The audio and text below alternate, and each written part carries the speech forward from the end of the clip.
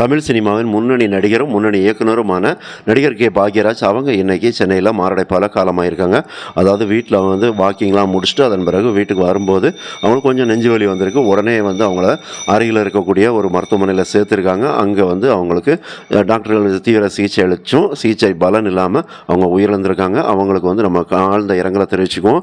அதே நேரத்தில் இயக்குனர் பாரதி ராஜாவோட சிஷ்யனாக இருந்தவங்க தான் இந்த நடிகர் பாக்யராஜ்.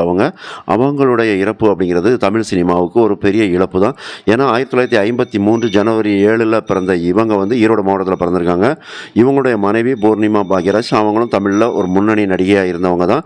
இருவரும் காதலித்து திருமணம் பண்ணிட்டாங்க. இவங்களுக்கு 2 பிள்ளைங்க, அதாவது நடிகர் சாந்தனு, மகள் வந்து சரண்யா பாக்யராஜ். அதன் பிறகு இவங்க வந்து தமிழ் சினிமாவில் தனி முத்திரையை பாக்யராஜ் வந்து பதிச்சிருக்காரு. எப்படின்னா அசிஸ்டன்ட் டைரக்டராக இருந்தாங்க. அதே நேரத்தில் பாரதி ராஜாவுக்கு வசனகர்த்தாவும் இருந்தாங்க. தாவணி கனவுகள், முந்தானை முடிச்சு, தூரல் நின்று போச்சு, அந்த 7 நாட்கள், இப்படி பல படங்களில் வந்து இவங்க வந்து பரிணமிச்சாங்க. நடிகராகவும் இருந்தாங்க, இயக்குனராகவும் இருந்தாங்க. அதே நேரத்தில் இயக்குனராக இருந்ததில் இவங்களுடைய குறிப்பிட்டு சொல்லக்கூடியது, ஒரு சாதாரண கதையை கூட இவங்க வந்து ஒரு மிகப்பெரிய திரைக்கதையாக உருவாக்குவதில் வல்லவர் அப்படிங்கிறாங்க. அதனால தான் இவரை வந்து திரைக்கதை மன்னன் அப்படின்னே தமிழ் சினிமாவில் சொல்கிறாங்க. அதே நேரத்தில் ரொம்ப காம் டைப்பாக இருக்கக்கூடிய இவர் வந்து நல்ல அந்த திரைக்கதைகள், அதாவது திரைக்கதை ரஜினி, கமல், இப்படி எல்லாரோடையுமே நல்ல ஒரு பழக்கத்தில் ரிலேஷன்ஷிப்பில் இருந்தாங்க. இவங்களுடைய சமீபத்தில் தான், அதாவது இந்த ஆண்டு தான் வந்து தமிழ் சினிமாவில் 50 ஆண்டு கொண்டாடினாங்க. அந்த கொண்டாட்டத்தில் தான் சூப்பர் ஸ்டார் நடிகர் ரஜினிகாந்த் வந்து இவங்களுக்கு ஒரு தங்கச்சங்கிலியை பரிசளித்தாங்க. அப்போ இது மட்டும் அல்லாது அதன் பிறகு வந்து இவரோட இப்போ சமீபத்தில் வந்து இவங்க கடைசியாக வந்து நடிகை குஷ்பு அவங்களோட மகள் திருமணத்தில் வந்து கலந்துருக்காங்க. அங்கே வந்து மகிழ்ச்சியாக இருந்திருக்கிறாங்க. இப்படி இருந்துக்கிட்டு இருக்கும்போது தான் இவருடைய மரணம் அப்படிங்கிறது ரொம்பவே அதிர்ச்சியாக இருக்குது.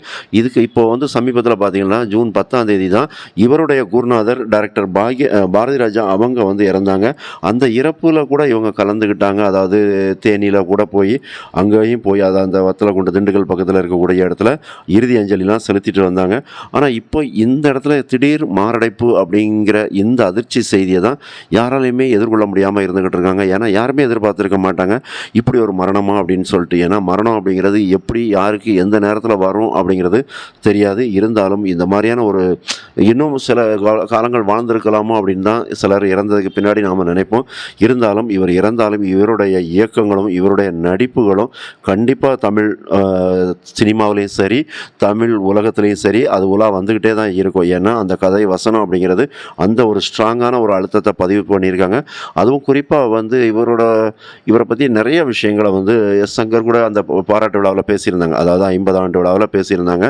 இவரை வச்சு தான் வந்து ஒரு திரைக்கதை மன்னன் ஒரு புக்கே எழுதணும், அதை வந்து அடுத்த தலைமுறையினர் வந்து அதை வந்து படித்து ஒரு திரைக்கதைனா ஸ்க்ரீன் பிளே எப்படி இருக்கணும் அப்படிங்கிறத சொல்லணும் அப்படிங்கிற மாதிரிலாம் அவங்க சொல்லியிருந்தாங்க. இப்படி பலரும் இவரை வந்து பாராட்டியிருந்தாங்க. இப்போ பல முன்னணி நடிகர்கள், நட்சத்திரங்கள் எல்லாருமே இவருக்கு அஞ்சலி செலுத்திட்டு வராங்க. ஆழ்ந்த அனுதாபங்களையும் தெரிவிச்சுட்டு வராங்க. நீங்களும் உங்களுடைய ஆழ்ந்த அனுதாபங்கள், உங்களுடைய அஞ்சலியை சொல்லுங்கள். சப்ஸ்கிரைப் பண்ணுங்கள், கமெண்ட் பண்ணுங்கள். நன்றி.